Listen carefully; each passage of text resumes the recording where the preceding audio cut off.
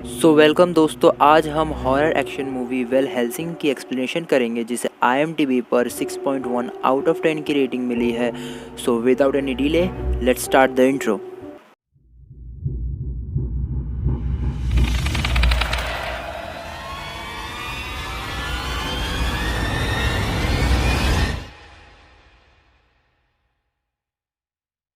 दोस्तों, मूवी की स्टार्टिंग में हम देखते हैं ट्रांसिल्वेनिया गांव के लोग विक्टर को मारना चाहते हैं, जो एक साइंटिस्ट रहता है क्योंकि वो बहुत घिनौने आविष्कार करता था।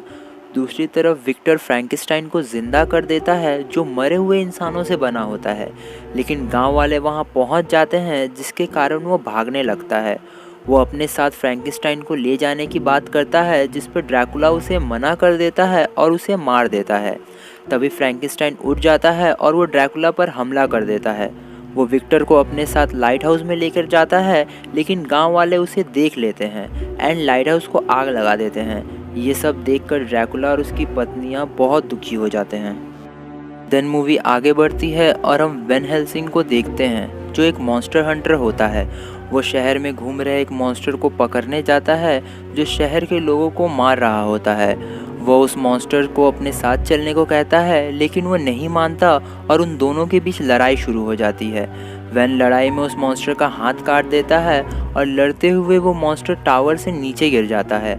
गिरते हुए वो मॉन्स्टर अपने असली रूप में आ जाता है, जिसके कारण सभी को यही लगता है कि वेन हेल्सिंग एक हत्यारा है। देन वेन अपने हेडक्वार्टर आता है, जहां हमें पता चलता है ये सारे लोग सदियों से इंसानों को मॉन्स्टर से प्रोटेक्ट करते आए हैं और कई साल पहले वेन हेल्सिंग उन लोगों को चर्च के बाहर मिला था। वेन को अपनी पिछली ज़िंदगी के बारे में कुछ भी याद नहीं रहता है, इसलिए वो मॉन्स्टर हंटर बन जाता है। वहाँ के प्रीस्ट उसे बताते हैं कि इस बार उसे ट्रांसिल्वेनिया जाना है, जहाँ वैम्पायर्स ने अपना आतंक फैला रखा है। ड्रैकुला इन सब का राजा है और वो वेलेरियस वंश को ख़त्म करना चाहता है। वो प्रीस्ट वेन को एक कटा हुआ मैप देते हैं और कहते हैं यह मैप 400 साल पहले वेलेरियस वंश के पूर्वज यहाँ छोड़ गए थे, और यह मैप में एक मोहर होती है जो वेन के अंगूठी से मेल खाती है। इसलिए वो प्रीस्ट वेन को ट्रांसिल्वेनिया जाने को कहते हैं, क्योंकि उसके सारे सवालों का जवाब उसे वहीं मिलेगा। वेन अपने फ्रेंड कार्ल को लेकर ट्रांसिल्वेनिया के लिए निकल जाता है। दूसरी तरफ वेलेरियस खानदान के आखिरी वंश वेल्कय और एना दोनों वेयरवुल्फ को पकड़ रहे होते हैं, और उसी दौरान एना को वेयरवुल्फ से बचाने के लिए वेल्कय वेयरवुल्फ को लेकर नदी में गिर जाता है। इधर वेन और कार्ल दोनों ट्रांसिल्वेनिया पहुंचते हैं। वहां वेन एना से वैम्पायर्स के बारे में बात कर ही रहा होता है कि तभी ड्रैकुला की तीनों पत्नियां गांव पर हमला कर देती हैं। वह एना को मारने आती हैं, लेकिन वेन उसे बचा लेता है और उन तीनों में से एक पत्नी को मार देता है, जिससे गांव वाले वेन पर गुस्सा हो जाते हैं, क्योंकि अब ड्रैकुला उन्हें नहीं छोड़ेगा। लेकिन एना उसे अपने घर ले आती है और बताती है कि ड्रैकुला के कारण ही उसके पिता और भाई की मौत हुई है।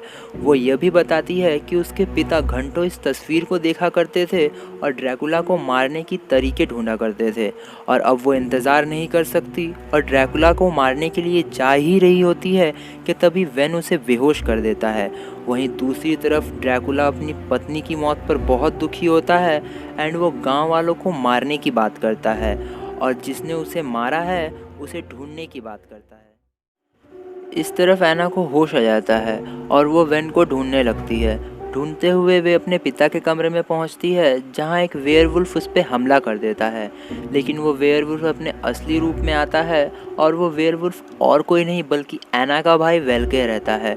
वो एना को बताता है कि उसे ड्रैकुला का राज पता है और ड्रैकुला ने उसे अपने वश में करके रखा है, जिसके बाद वो फिर से वेयरवुल्फ बन जाता है। तभी वहाँ वेन आ जाता है और वो वेयरवुल्फ को मारने लगता है, लेकिन एना उसे रोक देती है, जिस पर वो बहुत गुस्सा हो जाता है और एना से कह देता है कि अब वो उसका भाई नहीं रहा, वो एक वेयरवुल्फ है। वेन और एना उसका पीछा करते हुए ड्रैकुला के महल में पहुंचते हैं, जहां उन्हें पता चलता है कि ड्रैकुला इलेक्ट्रिसिटी के पावर से अपने मरे हुए बच्चों को जिंदा करना चाहता है, और ये बच्चे एक दो नहीं बल्कि बहुत सारे हैं। ड्रैकुला उस वेयरवुल्फ की पावर से अपने बच्चों को जिंदा कर देता है और अपनी पत्नी और बच्चों को गांव वालों पर हमला करने को कह देता है। वेन उन बच्चों को मारने लगता है, लेकिन तभी वहाँ ड्रैकुला आ जाता है। और वो वेन को उसकी पिछली ज़िंदगी के बारे में बताता है कि वेन साधु और धार्मिक लोगों के माहौल में बड़ा हुआ है, और वो ये भी बताता है कि उसका और वेन का दोनों का एक ही इतिहास है। वेन उसे क्रॉस से मारने की कोशिश करता है लेकिन उसे कुछ भी नहीं होता। दूसरी तरफ एना अपने भाई के पास उसे बचाने पहुंचती है।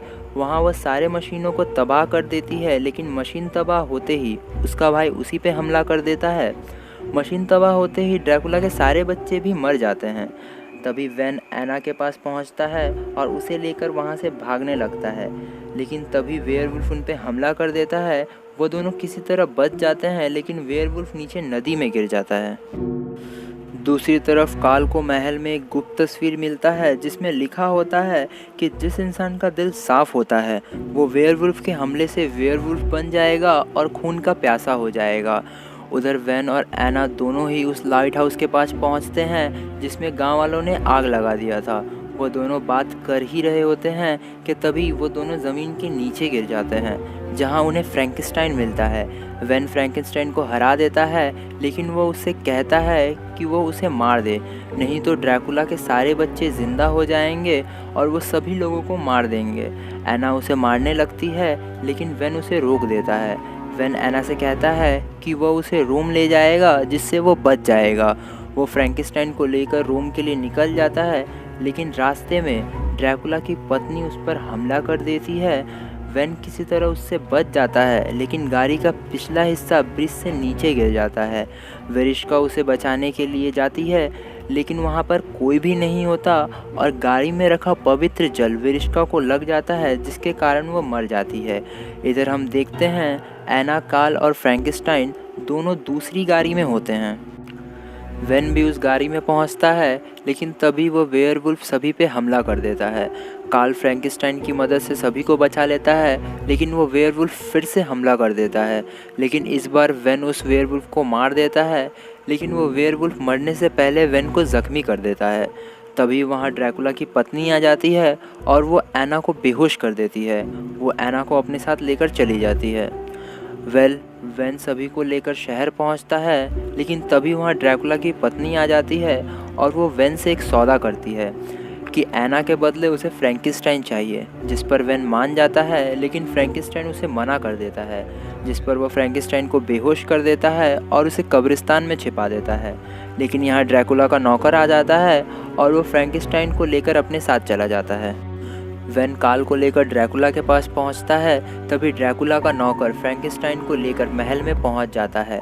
वेन एना को किसी तरह बचा लेता है और वो तीनों वहां से भाग जाते हैं, लेकिन ड्रैकुला के आदमी फ्रैंकेनस्टाइन को नाव से लेकर अपने साथ चले जाते हैं, जिस पर वेन बहुत गुस्सा हो जाता है।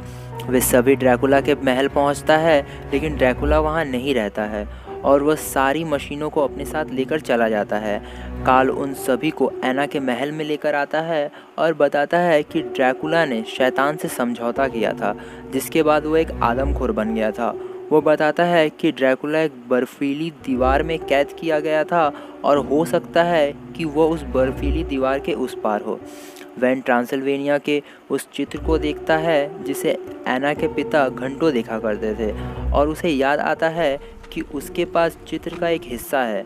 उस हिस्से को लगाते ही वो दीवार खुल जाती है और सभी लोग ड्रैकुला के महल में पहुंच जाते हैं।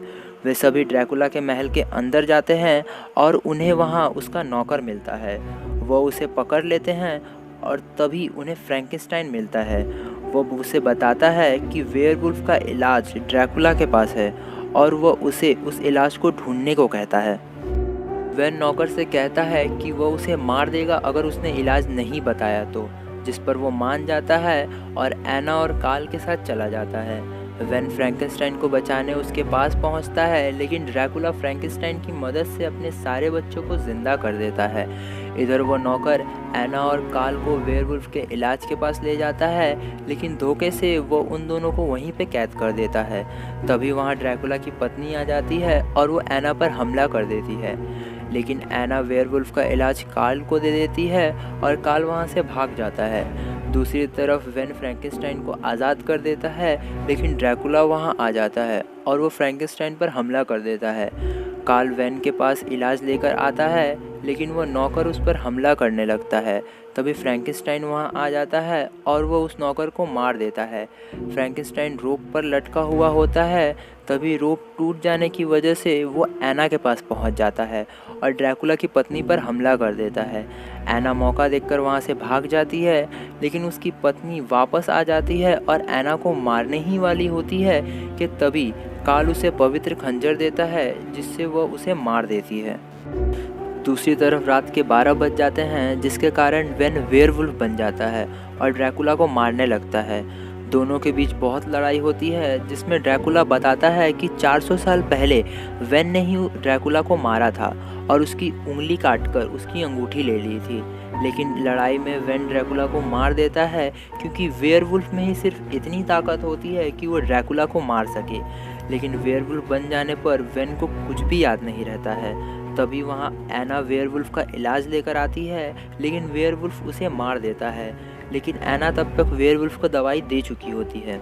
जब वेन को होश आता है तब उसे बहुत दुख होता है और मूवी की एंडिंग में हम देखते हैं कि वेन एना का अंतिम संस्कार कर देता है। वहीं दूसरी तरफ फ्रैंकेनस्टाइन वहाँ से चला जाता है और मूवी यहीं पे एंड होता है। वैसे दोस्तों, इस मूवी में हमें बहुत सारी चीज़ें नहीं बताई गई हैं, जैसे वेन 400 साल से ज़िंदा कैसे है, 400 साल पहले उसने ड्रैकुला को क्यों मारा, और वेलेरियस ख़ानदान का आखिरी वंश भी अब मारा जा चुका है, तो अब क्या होगा। वेल गाइस, इन सब का जवाब हमें इस मूवी के सेकंड पार्ट में मिलने वाला था, लेकिन इस मूवी का सेकंड पार्ट कभी बना ही नहीं, क्योंकि इसके मेकर्स नहीं चाहते थे, क्योंकि इस मूवी ने इतना अच्छा कलेक्शन नहीं किया था, इसी कारण। वैसे इस मूवी का अब रिबूट बनने वाला है, जिसे हम बहुत जल्द देखेंगे।